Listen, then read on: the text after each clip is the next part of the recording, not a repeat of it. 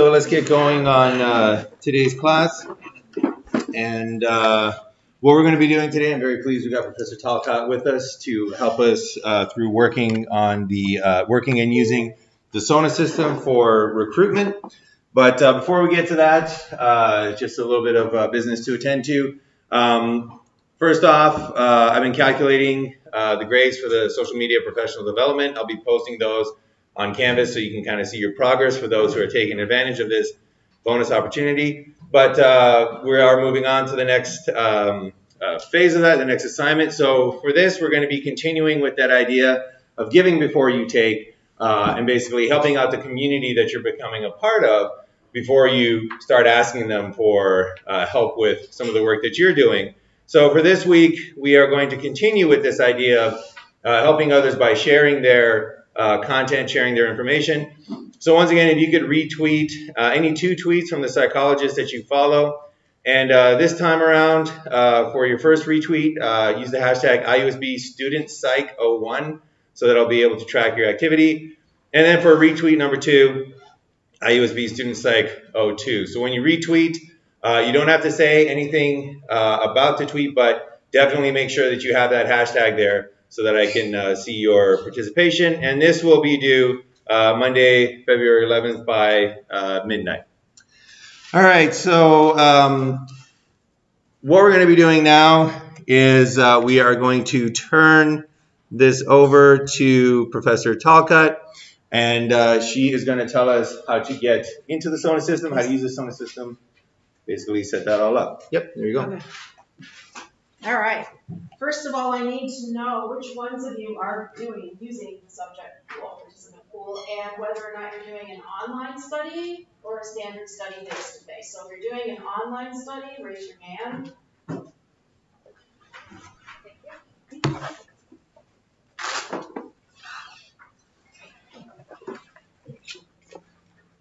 Also, did you get an email yesterday with login instructions from the system? Anybody not? Anybody don't know? Okay, standard study, face-to-face. 1. Okay. And the rest of you are not using P103 people. Okay. You are? I am, yeah, sorry. But you have your... Oh, okay. Did you get your login? You had a look on your face that suggested you're not sure. Okay, go ahead and check. So for the rest of you who have your login information, go ahead and log in. Make sure it works if you haven't already done so.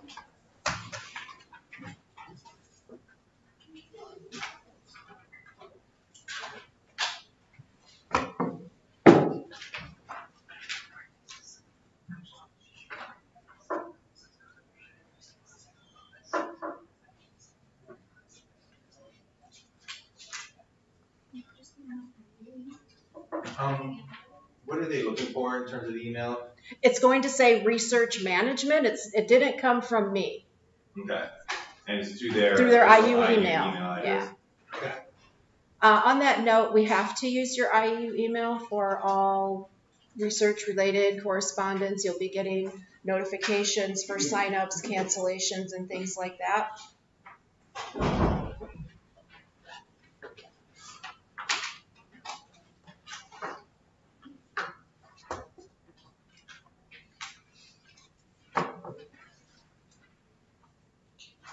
We logged in? Anyone not?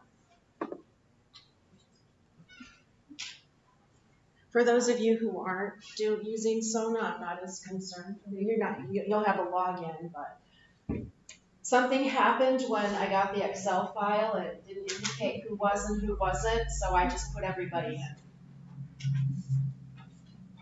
All right.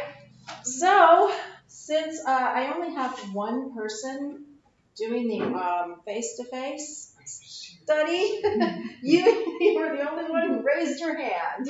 I'll kind of try to go back and forth here.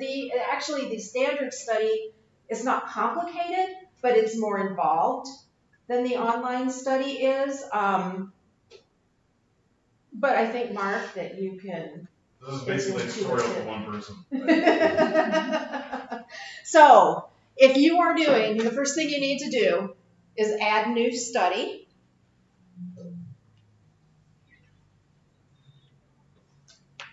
So these are step-by-step instructions here. So if you're doing a standard study, Mark, are you having one session, or do they have to participate in more than one session? Do they have to come? It's only one. It's only one? Okay. Per individual. Okay. So then yours is just the standard study for credit.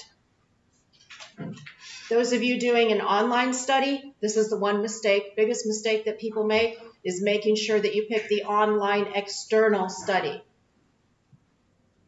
because you're using Qualtrics and not this system. Okay? I'm going to go ahead and I'm going to go with you, Mark. Okay. Because most of this is the same, except for when it comes time to adding time slots, and adding time slots for the online studies is much simpler. Okay, so for this is going to apply to everyone then. Study name is obviously typing in the name of your study. They have titles to their study. They do, and that has to match what they submitted to the IRB. It does. That was more important when they were legit, official IRB projects. Okay, but So, I would say to do it. Yep, good practice to do it, because when you do it, not that this is not for real, but when you do it at some other point that requires IRB approval, then it'll have to match letter for letter, dot for dot.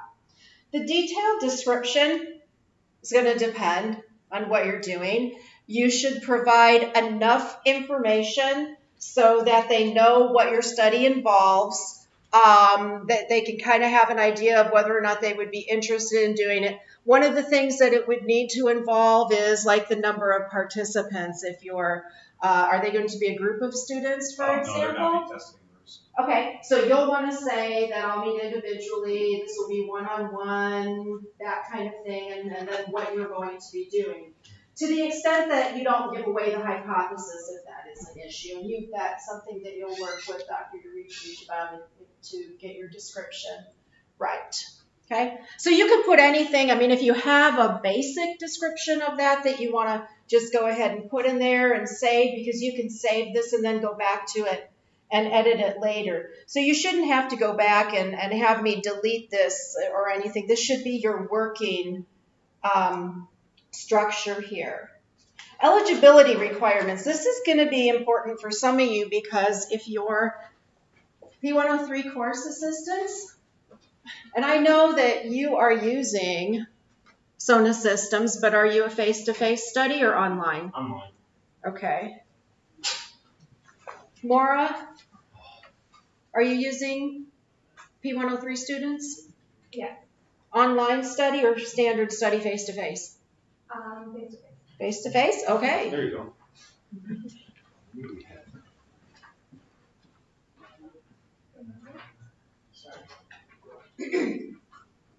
And I'm not going to worry about waiting on you folks, because we're following basically instructions here, so you can fill in those blanks later. Eligibility requirements. Everybody has to put in, you must be at least 18 years of age to participate, to consent to participate. That's standard for everyone. If you have any other restrictions, are you looking at a specific demographic kind of issue? Are you looking at a specific age group or anything like that? So if you're looking at, if you only want males or only need females to participate, that would also be listed there. So males between the ages of 18 and 25 are eligible, if that's something that you need to consider, put that there too. For those of you who are course assistants, 2 of you, right? You can't recruit from the P103 class that you're assisting in. So something else that you're going to need to put in the eligibility requirements is that if you are a P103 student in, I can't remember whose classes you're assisting yet, I'm running over from last semester. In Dr. Fujita's P103 class, you may not sign up to participate in this study. This is just sort of a backup. You'll see somewhere else where you should be able to restrict them. from participating, but they sometimes make mistakes and put themselves in the wrong courses. So you could have somebody in a different course who is actually in your class have access to the study. So we need to make sure that you put that line in there that those students are not allowed to participate in your study. All right, so the duration. It's a good idea to kind of do a pilot test, if you can, to determine how long your study is going to take. Because what we really don't want to happen is have an overinflated estimation of time. So if your study is only really in reality going to take 10 or 20 minutes, we don't want you putting down 40 minutes so that they can get more points that way. Because the time is important because that's how we base our points on. How many points they're going to get. So try to do a pilot study with you people to get a good average estimate of time to put in there. And if you're doing the online studies, our point system is, but we just changed this. So for every 30 minutes of participation, they get 3 points. So if your study is between 1 and 30 minutes, it's 3 points. If it's... It was on 30 minutes? That's what I had written down. Okay, update your notes. Update your notes, and I thought it was 3 for 20. I thought it was 3 for 30 and 6 for 30. I thought we doubled that. You would know, yeah. Okay. That's what I had written down. All right, so I made my sister change the study too. On your submitted IRB protocols, I'll just update that. But when you're doing this, make sure that you put in the points for the duration that you believe your study will take. And this is a nice example of a place where it needs to match.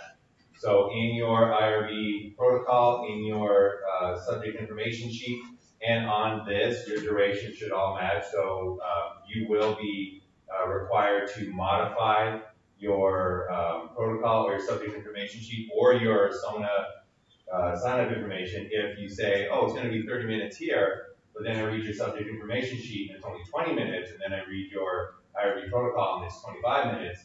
You will have to say which one of those is correct. So make sure that that is consistent throughout. So 3 for 30.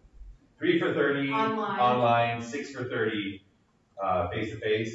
And that does work like 40 minutes then online would be 6 points. Mm-hmm. Okay. And 40 minutes for face-to-face would be 12. Would be 12 points. So it's in multiples of 30. As soon as you cross into that next 30-minute block of time, they get another 3 points online, 6 points face-to-face.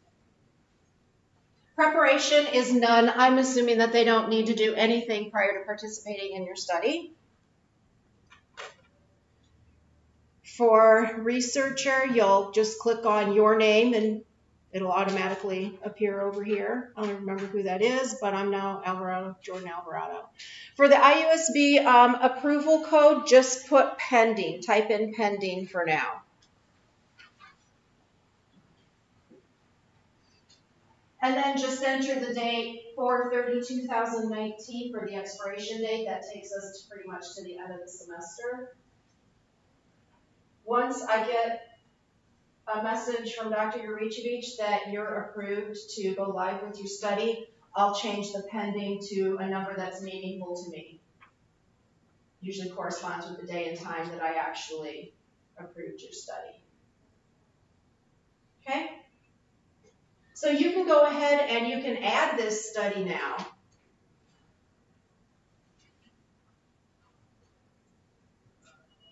Because it does, even though it's not supposed to, I have found that if you leave it sit for too long, it will actually close and your stuff won't be changed. So for those of you,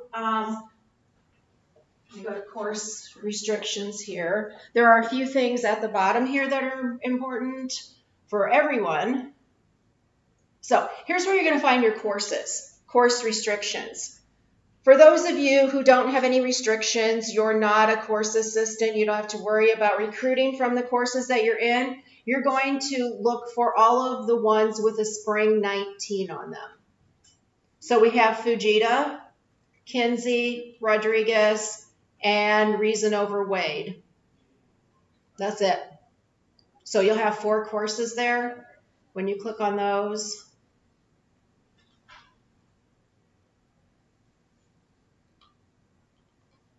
that means that only students that are registered in these classes who go online and who set up an account to participate will be able to access your study. But like I said, the reason for telling them that if they're in Dr. Rodriguez's class, they're not eligible to participate because they might have accidentally put themselves into Dr. Kinsey's class. So then they would have access to your study, but they shouldn't have access to your study. So it's just kind of a backup sort of protective kind of thing. And even at that, they might not read those instructions and still do it. And then that's not your fault, but okay. So now for those of you who are doing the online study, the study URL location, this is obviously, since I'm doing a standard study, mine says no. But if you picked on the external web study, yours will say yes, and it's going to want you to put in a URL. So you're going to have to put in a URL right now. If you want to just put in iusb.edu, qualtrics.com, or something like that, that's fine, because I'm assuming that no one has the actual URL to your survey yet. Correct? They would have it. They might have access to it, but it's not. Okay. It might be in their IRB. It should be in their IRB protocols. But if you don't have that right now, that URL, just put in something because it requires you to put in something. Then make sure that you go back and you put in the actual URL to your actual survey. Even in the past, what students would do is put in qualtrics.com, or when we use surveymonkey.com, never go back and change it. And then it goes live and students are telling me that it's just taking me to surveymonkey.com. There's no survey here. And so, you know, just to make sure that that we can get your study going with no problems, just remember to do that. For online studies, the participation setup, sign up, and cancellation deadline should both be 0. There's no need for a deadline for sign up for an online study. For a standard study, Mark and Maura, you might want to consider how long when you want the sign up to close before the actual start of your study. So if students can sign up to 12 hours before your study starts, which is a good idea because you don't want people signing up at the last minute and you thinking no one signed up and you're not here. So give yourself some time to see who has signed up for your study. So you can decide that. Most people do between 12 and 24 hours. 12 seems to be reasonable and non-problematic. For cancellation deadline, that has to be 0. Participants are able to cancel right up to the minute if they want to.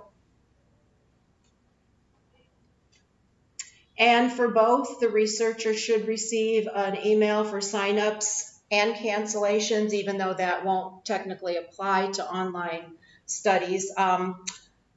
The one thing for knowing whether or not someone has signed up for your online study, that tells you that you have people who have hopefully participated in your study, and you know that you need to go in and award some points for that. For face-to-face studies, obviously you want to know, be able to keep track of how many signups you have, or if someone has canceled. So it should be yes for both of those. Research at time slot level, that doesn't apply to anybody here. That should be a no. Nothing else down here really applies to anybody. So if you have all of that filled in, you can go ahead and click on Add This Study. And as long as you have the IRB information there and some type of URL, you should be able to do that.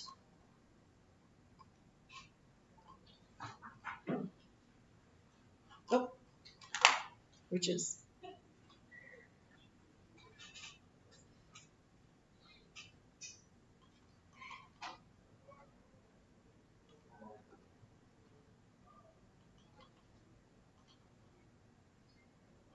Oh, maybe it's a code, not the date.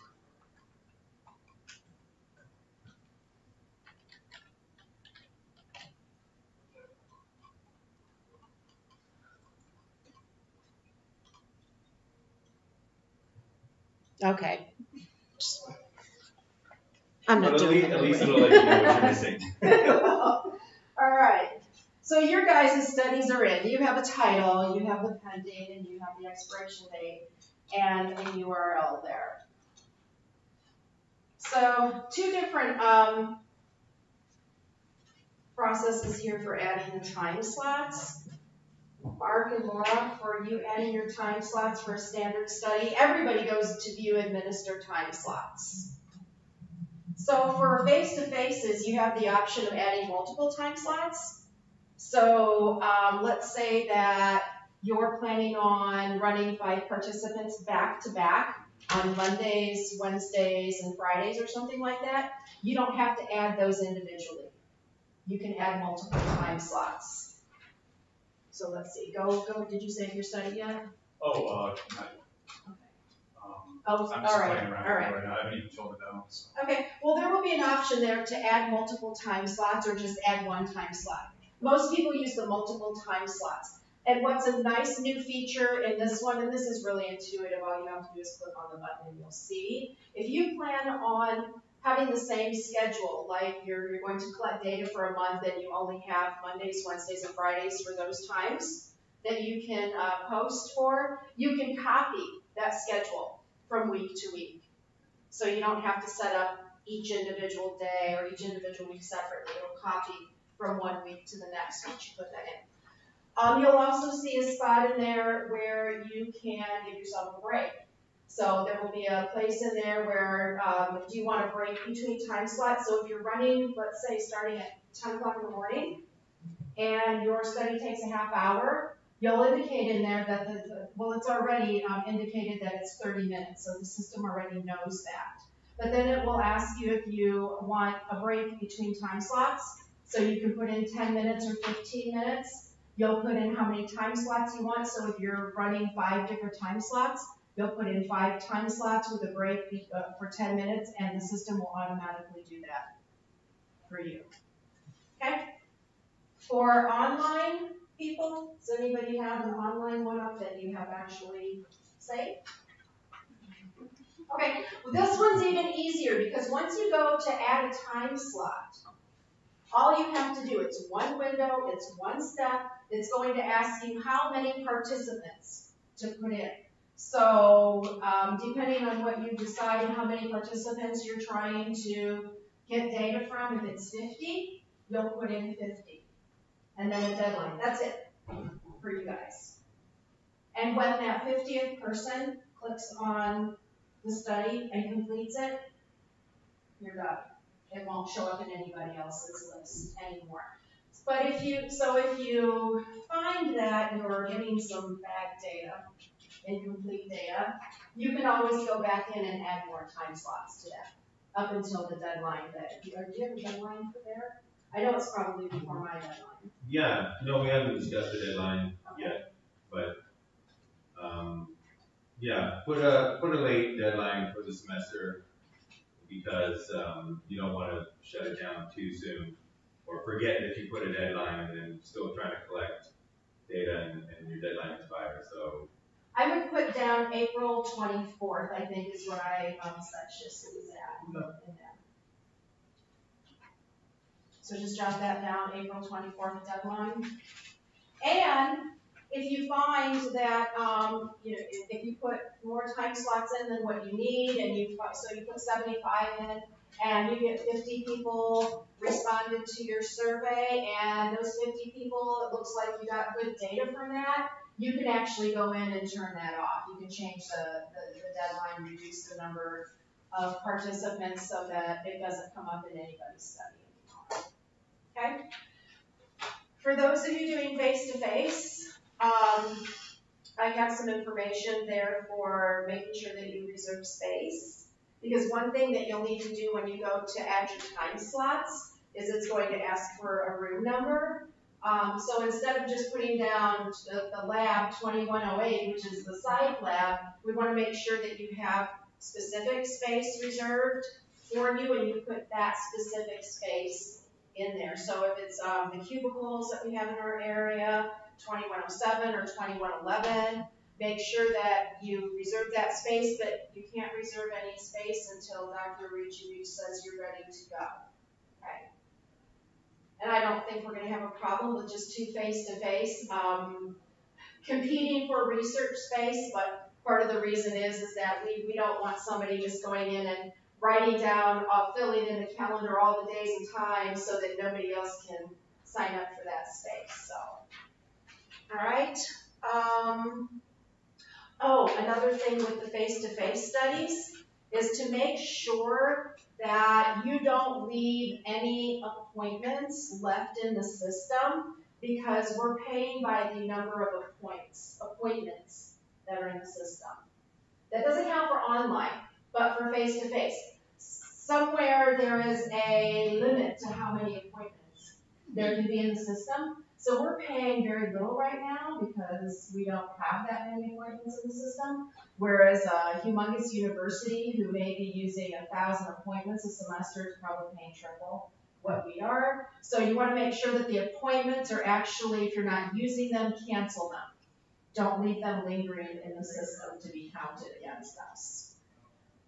Online, it just, that doesn't count for appointments.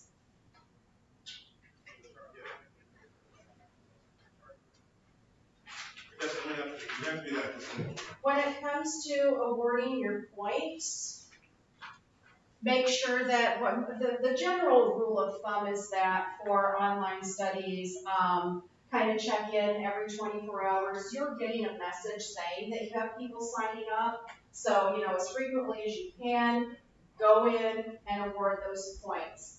Do we have any kind of mechanism now in place that you talked about for not giving points to people who don't complete the survey? No, we didn't adopt that. Okay, that's what was left on the table. Okay, because the P1-3 students already have their guidelines. All right.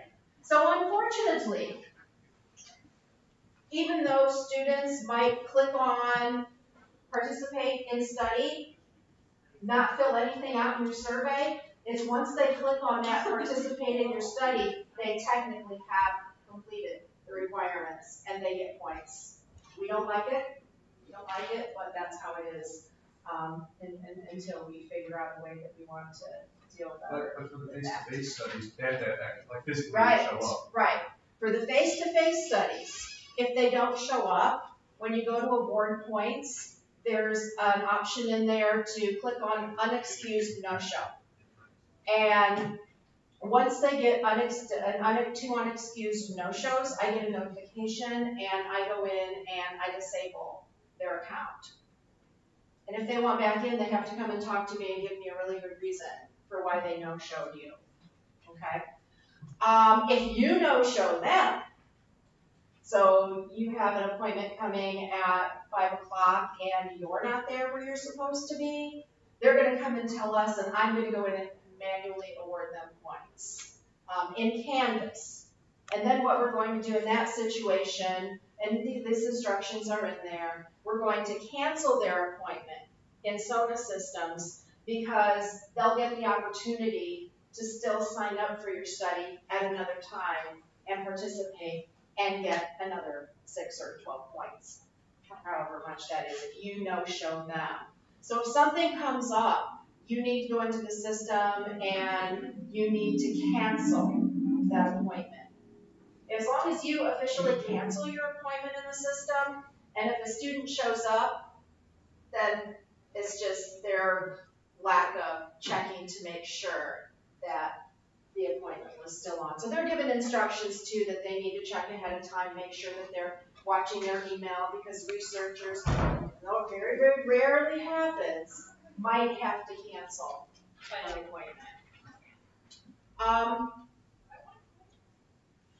So yeah. Awarding credit, this is a simple one too, and even if I had mine all set up, I don't have anybody in there who has participated to show you this. And we can't pull Igor's up because that's sensitive information. I thought about that. Oh, I can't? Them. Yeah. Well, I currently have no uncredited time slots. Oh, you got so it. there won't be anything there. Okay. But so when you Let me bring this over. So when you sign in to your account, you can go. This is at your home right here, and it'll say view uncredited time slots. So I'm not going to show you any sensitive information unless somebody does it in the split second after I click on it. But you can see I got 0. When people have completed your study, you will see 7, 5, however many have completed it. You click on that, and it will have a list here with the names of who participated, and then a list of what you want to do. Do you want to award credit? Do you not want to award credit? For online studies, as long as they've clicked on it and it populates here, you award them the credit. You can scroll down to the bottom. There will be a button there that says award credit to all. You can just click on that and it'll populate there. If you're doing face-to-face, this would be where you check your log and see who showed up, who did not show up, and then award them that credit for that day. There'll be an excused, unexcused, no-show, and then award credit there. Also within that screen will be where you can, if you click on modify, you can actually add someone manually. So let's say that you had someone who didn't show up and there's a student wandering around and this has happened before. P103 students are around and they're asking questions about participating in research, and you're standing around and someone in the lab might say, hey Mark, do you have a free study appointment up right now? I know you had someone not show up. Here's somebody who's willing to participate. They don't have to sign up themselves. You can go into that same area manually. It'll say manually add an appointment. That's kind of rare, but that option is there to do that. So yeah, his is an online study up here. I can't really show you much with the standard face-to-face, but really the only differences between them is the adding the time slot thing and the other options for giving unexcused no-shows as opposed to awarding credit.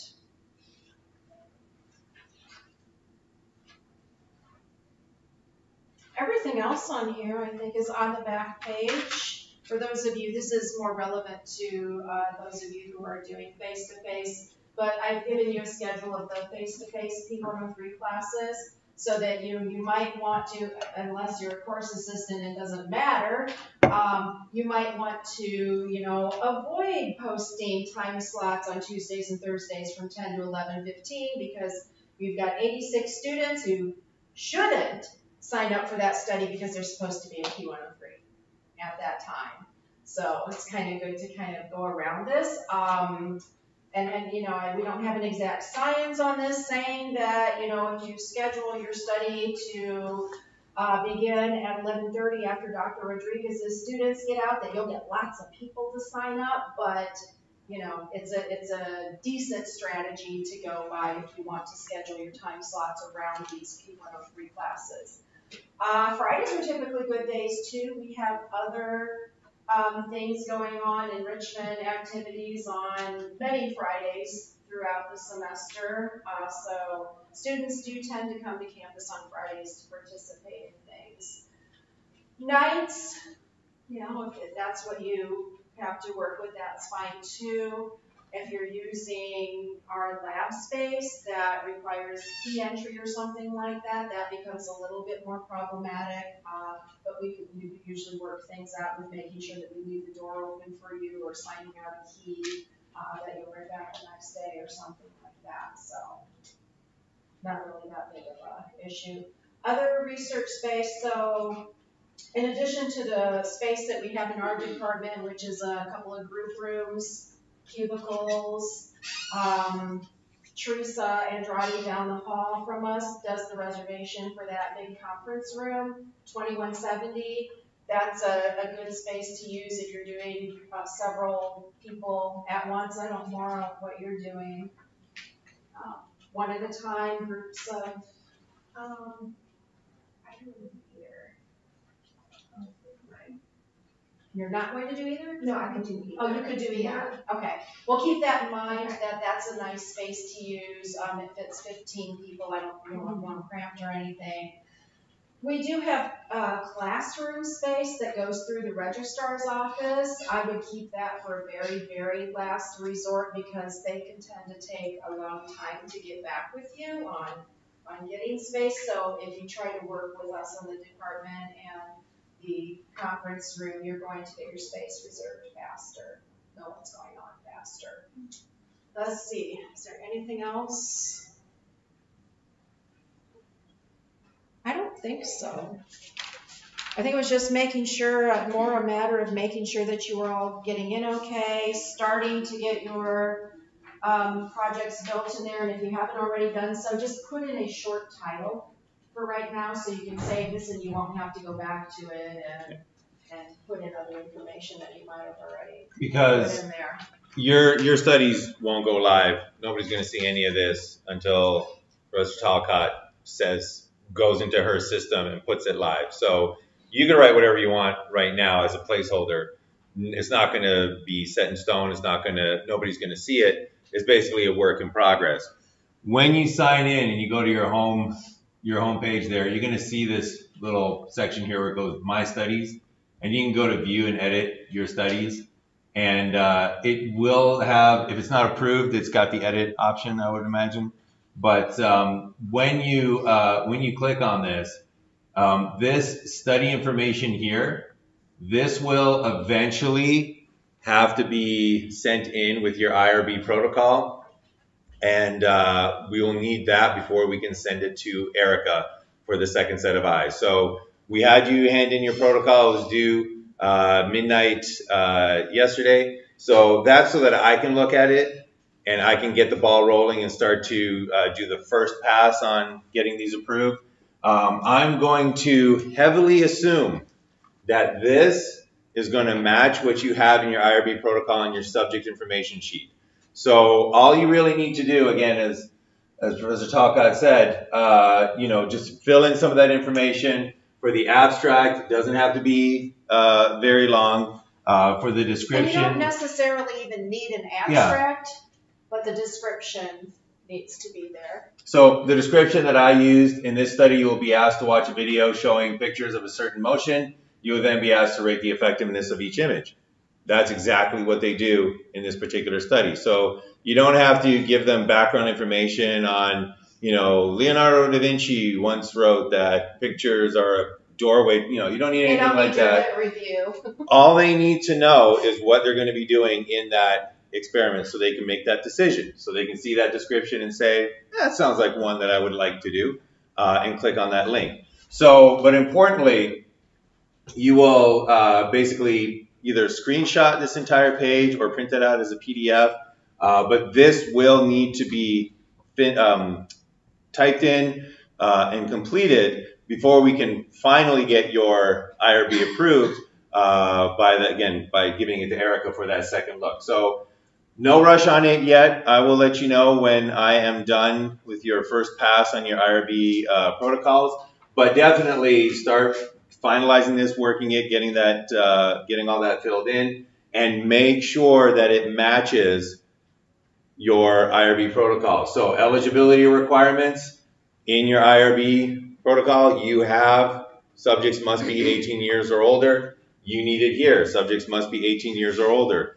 If you also said subjects need to be single mothers, then you need to have here, same thing that you have. So it has to match your IRB protocol. Otherwise, you will get those materials returned with a question of which one is it. So again, you can copy and paste whatever you need directly off of what you've already written in your IRB protocol. But this page right here, the one where you get when you go to edit your study and then you can view your study information, this whole thing, motion perception and static images visual, online external study, visible to participants, active study, 15 minutes, 3 points.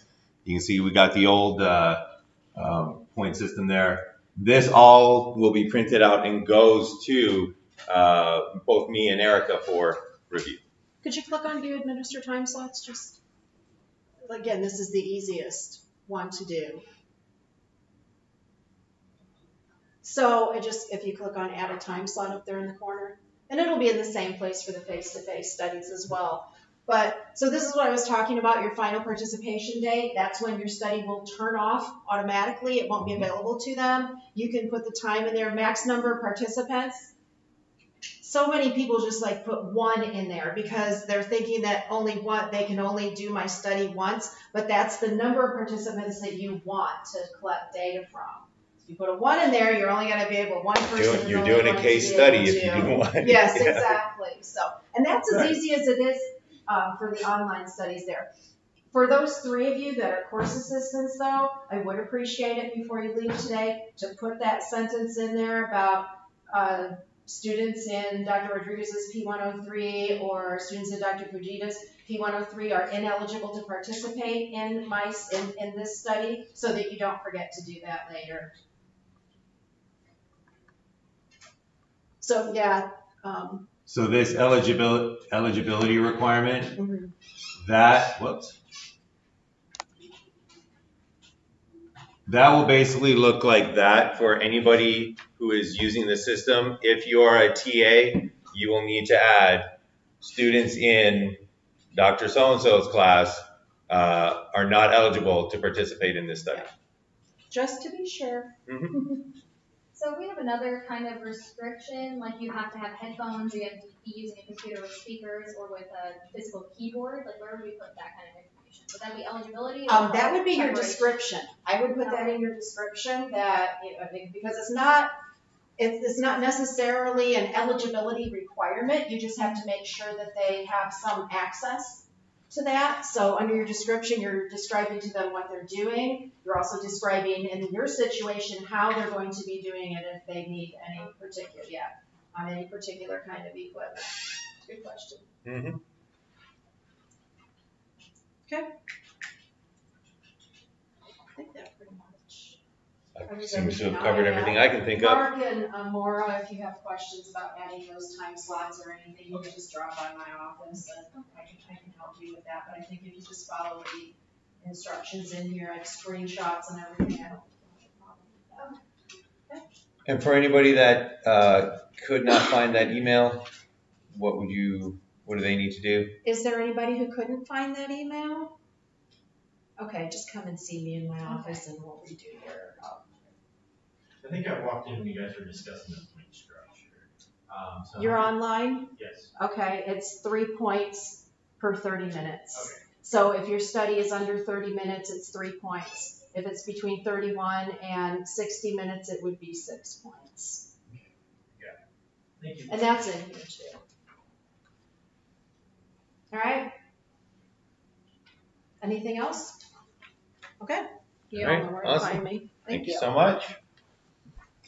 All right, so once again, take some time, fill that information out, and then put in for online, make sure that your Qualtrics URL is included in your information. And once you have it all completed, take a screenshot of that, this entire information thing. So you need it all the way from study information, from the study name down to this eligibility requirement. So make sure that we can see all of this. If you save it as a PDF, that'll also work. And then that gets uploaded as well to your IRB protocol in Canvas assignments. And as soon as I have all of those and I've been able to go through your protocol, I will send that off to Erica for a second look. And then as soon as she's taken a look and approved it, I will let you know, send a note to Professor Talcott, and your study can go live. I usually get those. If I'm sitting at my computer and I see that email come in, I usually get right on it. But usually within 24 hours at latest, if it's like a Friday night or Saturday night or something like that, it might be Monday. But normally I check my email on the weekends. It just depends on what's going on. Okay, good luck. All right, thanks so much. You're welcome. Alrighty, so what we're going to do now, just to kind of keep going forward, we still got a little bit of time left today in class. Just because we're ready for it now, let's cover what needs to be going into the method section in terms of content for both the people doing experiments, collecting that experimental data, and also for individuals doing a corpus analysis where you will not be running subjects, but you still need a method section. You're still doing research. You still need to let people know what it is that you did. So for both those cases, for both the experimental research and the corpus analysis, you need that method section that gives enough detail so that somebody who reads your method section can redo your experiment. So you need enough detail so that somebody could replicate your study just by reading that method section. So this is true for experimental work. So this is an example of a method section from one of my experiments. So that we have the subjects, we have the stimuli, we have the procedure. You can see here each subject was tested individually, instructed to judge the length of the right edge of an indicated tile, or one of the converging lines relative to the closest edge of the tile, a horizontal line. It gives you the information that you need if you wanted to redo this particular experiment. And also for a corpus analysis, we don't have subjects. However, it still lets people know, the reader know what we did, how we did it. And if you wanted to redo this particular analysis, you would be able to. So in both cases, you need to do that, that method section. So this is going to probably be review for all of you from P211. But just to make sure we're all on the same page, if you're doing an experiment, your method section will start with your participants. So you will need to report the number of participants. You will need to report the average age. You will need to report the gender demographics, etc. You will not have any of that information for your methods draft. So just put placeholders, right? So you can just write, the number of subjects participating in this experiment was, I use XXX because that's not in any Word I've ever seen, and it's easy to find and replace when you're doing a Word document. But whatever placeholder you like, put those in there. The average age of the subjects was XXX.X, years old. There were XXX males and XXX females, in the subject, in the experiment. So that needs to get reported. So put that in your draft, have that there. That's your first section. So you can call it participants, you can call it subjects. Both of those are APA approved. Participants is the preferred one these days. But whatever you feel comfortable with, that's your first section for your method section. Following that, you put in your stimuli and apparatus that you used. So if you're using Qualtrics, let the reader know. We used Qualtrics. We used Qualtrics to run this study. You need to let them know which surveys you used, whether it was a modified version. So we used a modified version of Johnson and Smith's tolerance to ambiguity inventory, right? So let them know what you used, let them know how you modified it. We took the 20 items and selected 10. See Appendix 1 for for the survey itself. Any images that you might have used, you can describe in your stimulus and apparatus. Just basically anything that you used in order to run this particular experiment. All your ingredients, if you would, to doing this experiment. Following that, the final section in the methods, the final subsection in the methods is your procedure. And this is your step-by-step recipe for doing the experiment. So you have reported the ingredients that you're going to use, the subjects that you've used, and the stimuli and apparatus that you're going to use. And now you tell the reader how to combine all of that information. So basically, what happened first? Typically, you start with whatever happened after the subject information sheet. So all the sort of IRB protocols in terms of providing the subject with informed consent. Typically, your experimental procedure starts after the informed consent. So you don't need to put in, subjects were greeted at the door and they were given a subject information sheet to read, upon which they were left alone in their room for 3 minutes while I waited outside the door. That's in your IRB protocol, but that's not part of the experiment. That's just part of the informed consent procedure. Basically, your experiment usually starts with your first set of instructions for your subjects. So subjects were asked to do this. It can also start with randomization. If you randomize subjects as they arrived, you can say subjects were randomized into one of two groups. In group 1, subjects were given these instructions. In group 2, subjects were given these instructions. So basically, what were the steps that the subjects went through? What instructions were given? So subjects were given the following instructions, and you can quote it in your method section if you like. Please read the following 5 sentences and indicate on the Likert scale how much you agree or disagree with each of the following statements. Whatever it is, you have to give your subjects some sort of instructions. If it was on Qualtrics, tell them what they read. Subjects read the following instructions in order to do this. And when were the subjects randomized? Were they randomized into groups right at the beginning? Were they randomized after a certain portion of the experiment? So all subjects, saw a video, and then after that they were randomized into 2 conditions. One set of subjects answered this survey, another set of subjects answered that survey. So basically that step-by-step guide through the experiment. Basically, what was it that the subjects did? What were the experiences that they went through? What was the step-by-step plan for that experiment? So as I mentioned, you can skip the subject information sheet because that is part of the IRB informed consent procedure. That's not part of the actual experiment, so we don't report that in the method section. So you can see in my method section, even though subjects did have informed consent, they went through the entire process. It basically starts off with the testing phase, indicating that each subject was tested individually. All right, so that is the method section for those of you who are writing up methods for an experiment. For a corpus analysis, you have slightly different subsections.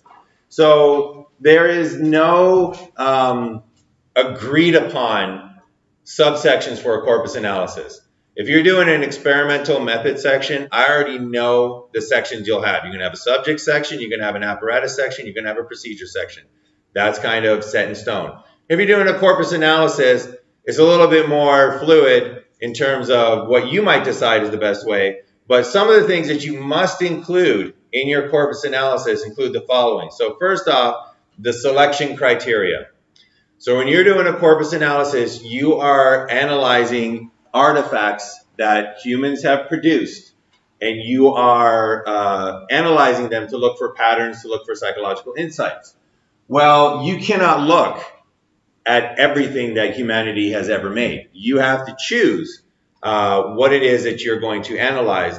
So you need to report your selection criteria. So for the selection criteria, you need to indicate what is your stimuli, what is your data. So for example, in my corpus analysis of comic book covers, I have listed here exactly which covers I looked at. And I have listed here the fact that we looked at 400 covers, and they were from the Bronze Ages, and they were consecutive runs from these following titles. So what is your stimuli data? Where did you get it from? And you can just give a brief description of that. We got data from the World Health Organization. We analyzed posts from, this particular blog. We went on these particular Facebook pages. We went on these Instagram feeds and got photos from whatever it is. You need to mention what your stimuli, what your data is. You need to also mention where, and this will be tied up with the what as well, but also where did you get your stimuli? Where did you get your data? So was it from a website? Was it from the comment section, of certain websites? Was it from which particular websites might it have come from? Was it from an international organization like the World Health Organization? Was it census data from the latest U.S. Census? Was it data that was provided in a journal article? So, did you take a look at ratings of different countries in terms of how open they are to interpersonal contact, and you got that from this particular journal article. So wherever you got your data, you want to mention what the data is, and you also want to mention where you got that. And then the last thing that you need to include in your selection criteria is some sort of reason for how you chose this particular data. So the one major weakness or vulnerability, it's not a weakness, let's call it a vulnerability. The one major vulnerability for a corpus analysis is that you can, if you can choose your data set, then there's always the possibility that you'll choose what you want to see or what you want to find, and you'll ignore what you don't want to find. So if I was looking for reports on domestic violence, and I wanted to minimize the importance of domestic violence, then I might take a look at a particular study and say, nope, violence was too high. Take a look at another study and say, oh yeah, that's a lower level, I'll include that. Take a look at another study and say, nope, too high. Take a look at another study and say, that's what I want to find, so I'll include it. That is a possibility, but that is a horrible way to do a corpus analysis that completely invalidates the results.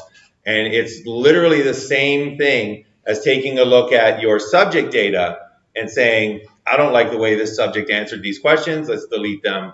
You can't do that. So for your selection criteria, you need to mention how did you choose your stimuli data, and basically that is your criteria for inclusion, your criteria for why you chose what you did. So did you choose the data to look at that you did because it was just the most popular, right? Did you do a Google search for particular data and just took, you know, the first page of results, and that's where you got your data from?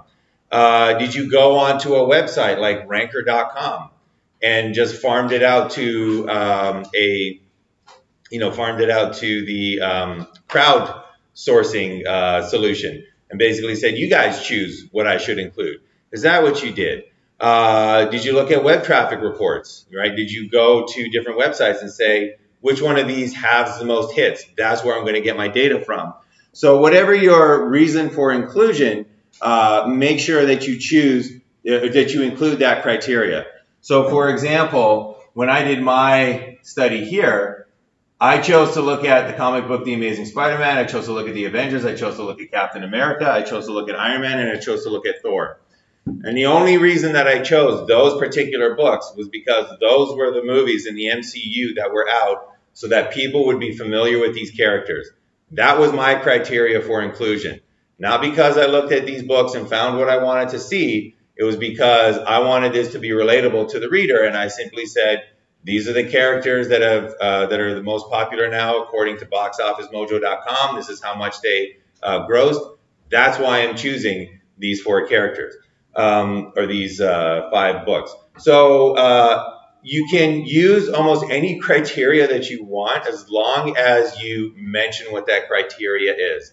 So if you want to use a Google search, use a Google search. If you want to use Ranker, use Ranker. You just need something that assures the reader that you have not picked and chosen the data to find out, you know, what you wanted to find.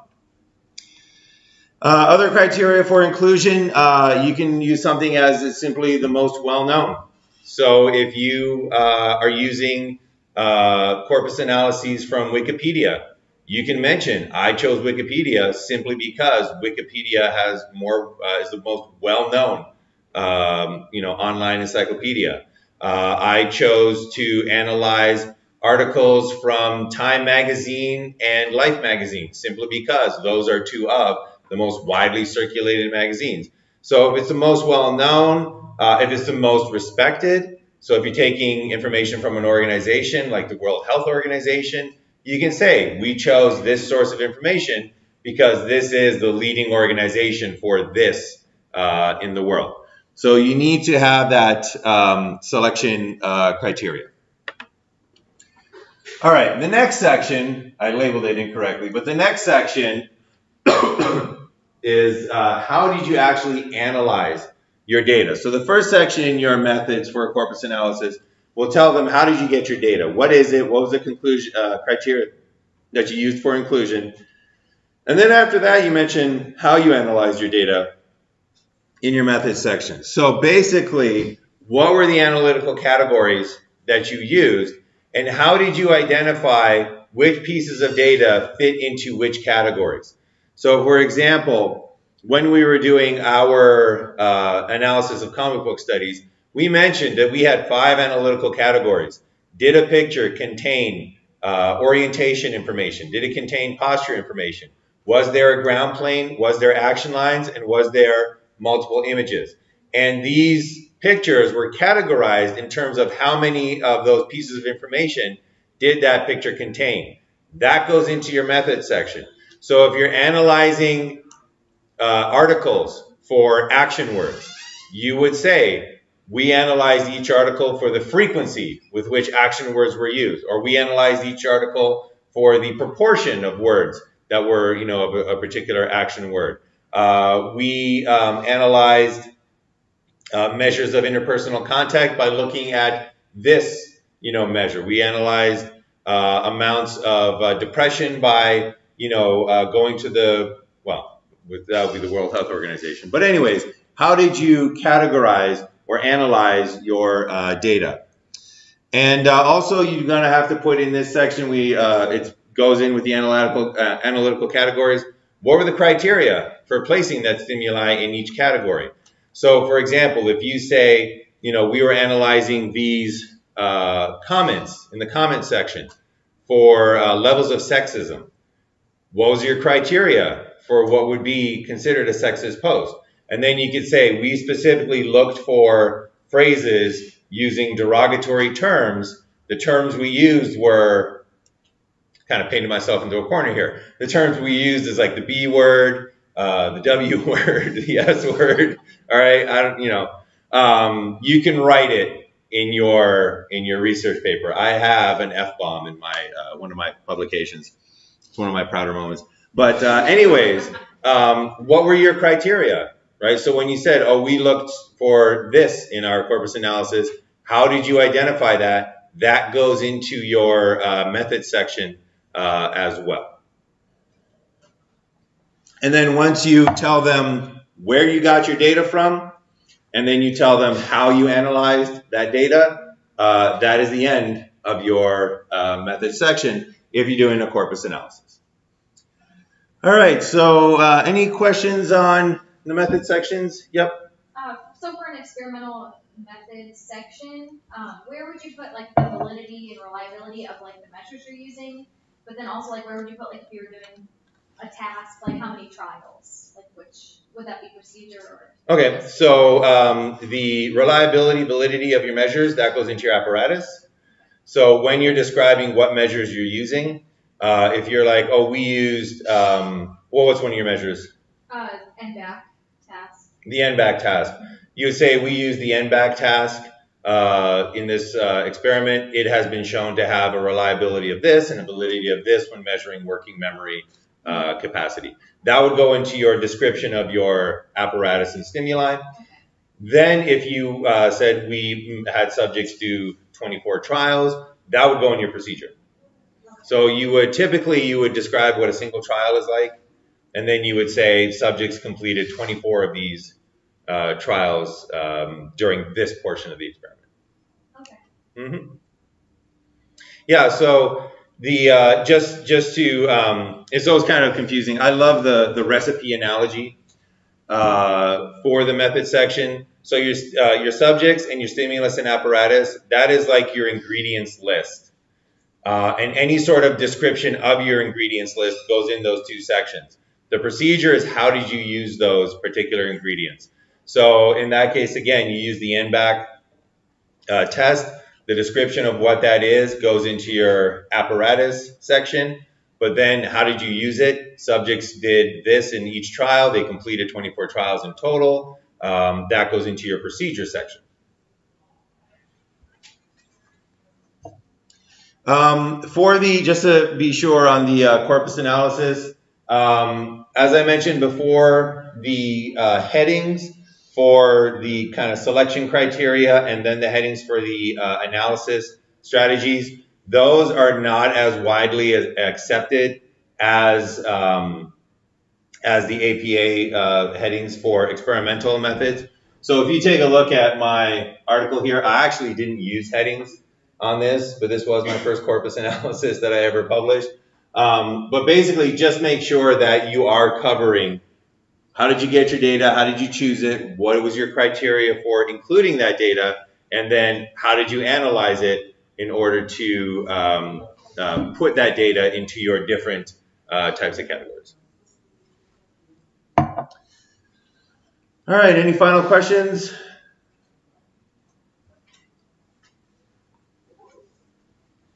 All right, well, we got about 10 minutes left, but that's all that I wanted to cover for today. So why don't we end it there? If anybody has questions, you want to call me over, feel free. And if you are having any sort of issues with the SONA system, so once you start setting it up, if things aren't going according to plan, email Professor Talcott. Like she said, she's great at getting a response back rather quickly. And again, make sure that you have that completed. And I will be working on the IRB protocols, especially for the ones, I will prioritize the ones that are using the SONA systems and collecting data from subjects.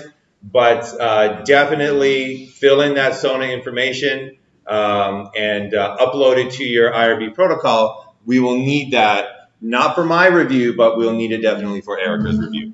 Other than that, we are done for today.